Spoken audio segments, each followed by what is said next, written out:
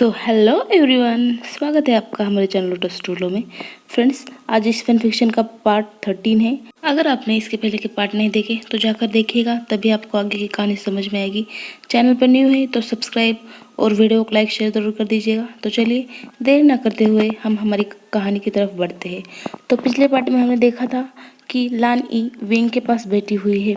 तो इस पार्ट की भी शुरुआत मैजिकल फॉरेस्ट से ही होती है, जहाँ हम देखते हैं कि लानी विंग से बातें कर रही है। मैं जानती हूँ कि मैं चाहे कितनी भी कोशिश कर लूँ तुम्हें होश में लाने की या फिर तुम्हारे ड्रीम वर्ल्ड को जानने की, लेकिन मैं इसमें सक्सेस नहीं हो पाऊंगी।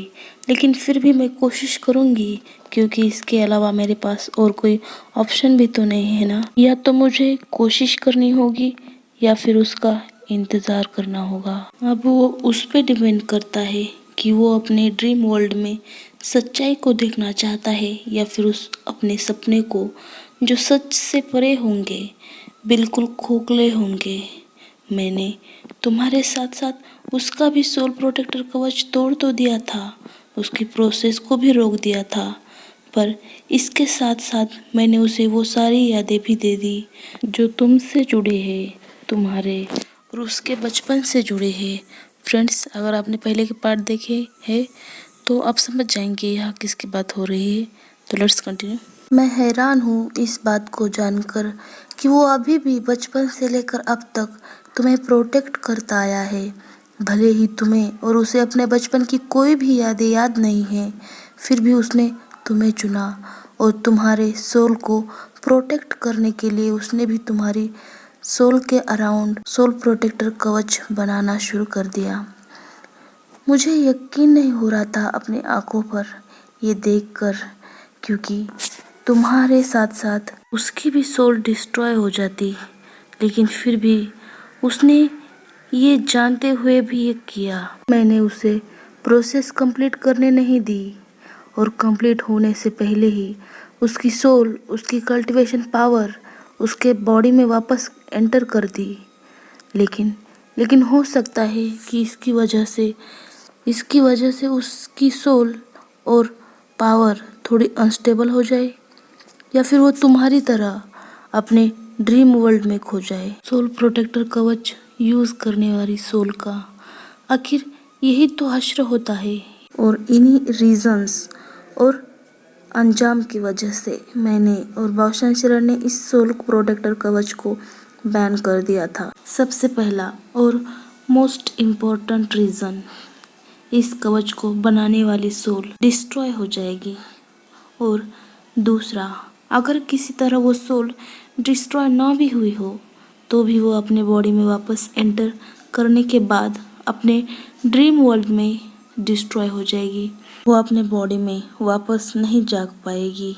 और तीसरा रीज़न, जो मैंने और बादशाह शरण ने बहुत कोशिश करने के बाद ढूंढ निकाला था, उस सोल को अपने बॉडी में वापस जगाना, लेकिन ये सिर्फ वही कर सकता है जो उस सोल से जुड़ा हो, अपना हो, करीबी हो, जिसे वो सोल अपना मानती हो। वही उसके ड्रीम वर्ल्ड में जाकर उसे वापस अपने बॉडी में जगा सकता है। और मैं जानती हूँ कि तुम उसे अपना सोलमेट फ्रेंड मानते हो। इसी वजह से मैंने उसे अपना चेहरा भी दिखाया और उसे यहाँ आने का जरिया भी बताया, और मुझे यकीन है कि वो बहुत जल्द यहाँ आएगा। लेकिन एक सवाल मेरे मन में अभी भी है, जिसका जवाब पाने के लिए मैं बेचैन हूँ कि आखिर तुम दोनों को इस प्रोसेस के बारे में कैसे पता चला। आखिर कौन सा जरिया है जिस जरिए से तुम्हें इस प्रोसेस के बारे में पता चला, क्योंकि मैंने और बादशाह शरण ने इस प्रोसेस से जुड़ी हर किताबों को, हर पन्नों को मिटा दिया था। तुम्हें ये बात कैसे पता चली? ये सवाल मेरे लिए बहुत बड़ा है।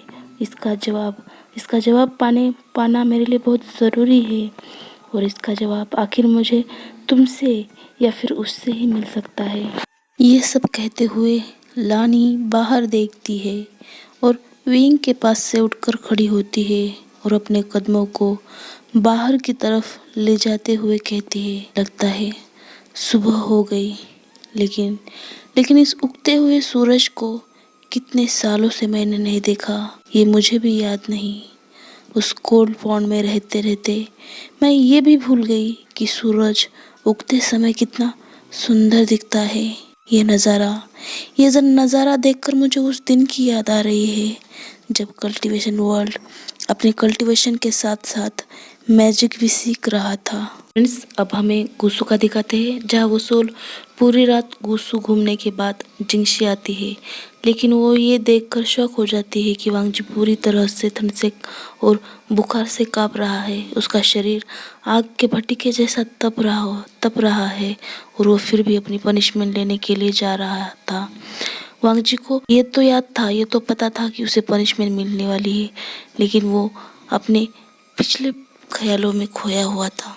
सुबह के 5 बज चुके थे और सूरज ने अपनी दस्तक देना भी शुरू किया था और वांगजी अपने डेली रूटीन के साथ नींद से उठा, लेकिन कल की बारिश और उसका जख्मी शरीर, इस वजह से उसका बॉडी टेम्परेचर बहुत ही हाई हो चुका था और इस वजह से उसे इल्यूजन भी होने लगे थे कि मानो विंग उसके पास बैठा है और उसकी जिंगशी की तरफ वो सोल भी आ रही थी जिसने पूरी नाइट गुस्सू देखने में बिता दी थी।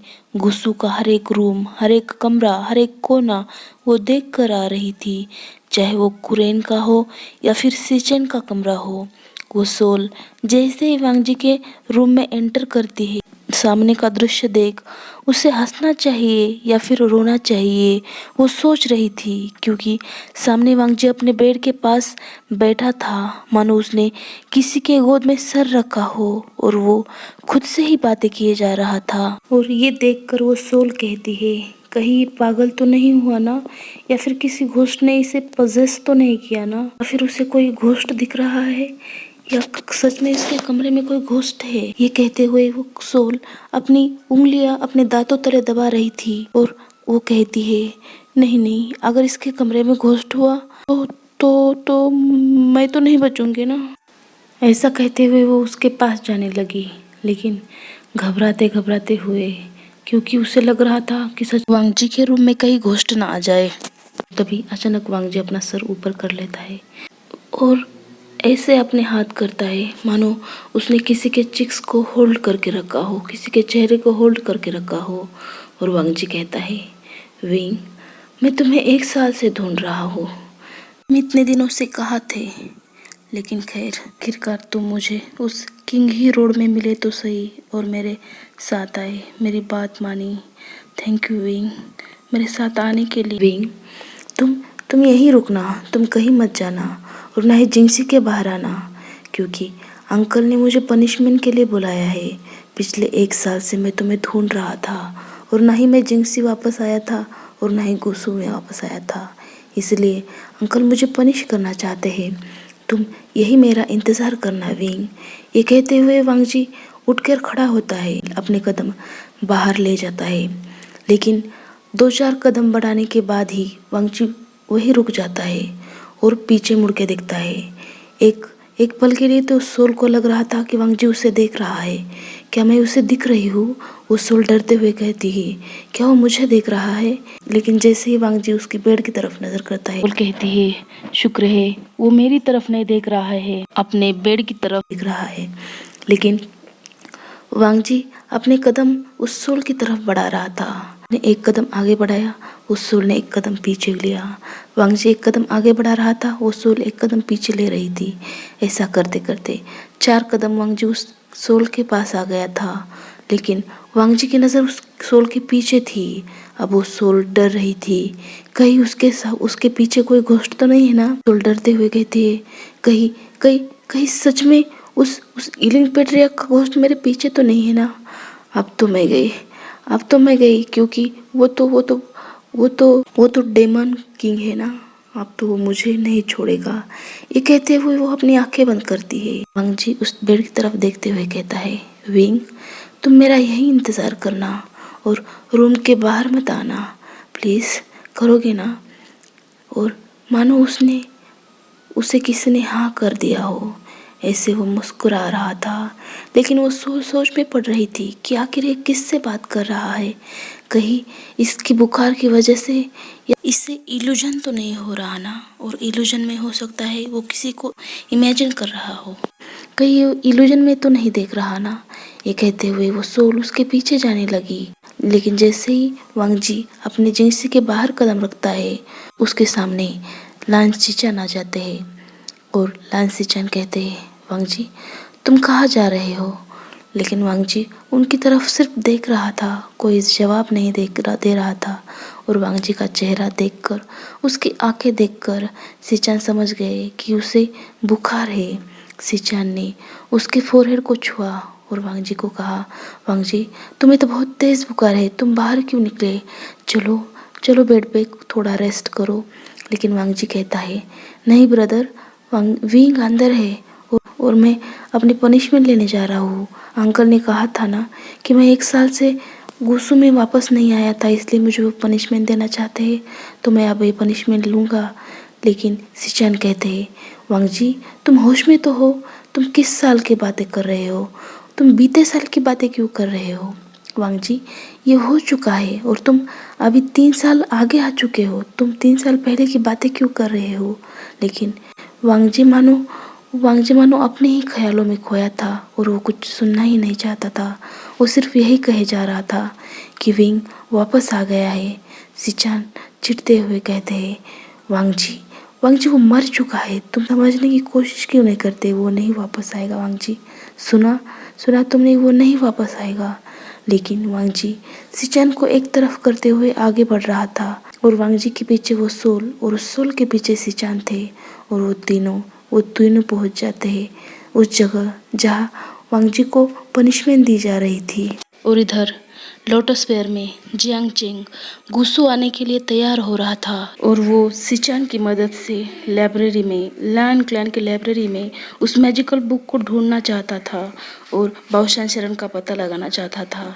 इसलिए उसने अपने पेरेंट्स की इजाज़त ली। उसे यकीन था कि कोई और उसकी मदद करे या ना करे, लेकिन लान सिचान उसकी मदद ज़रूर करेंगे।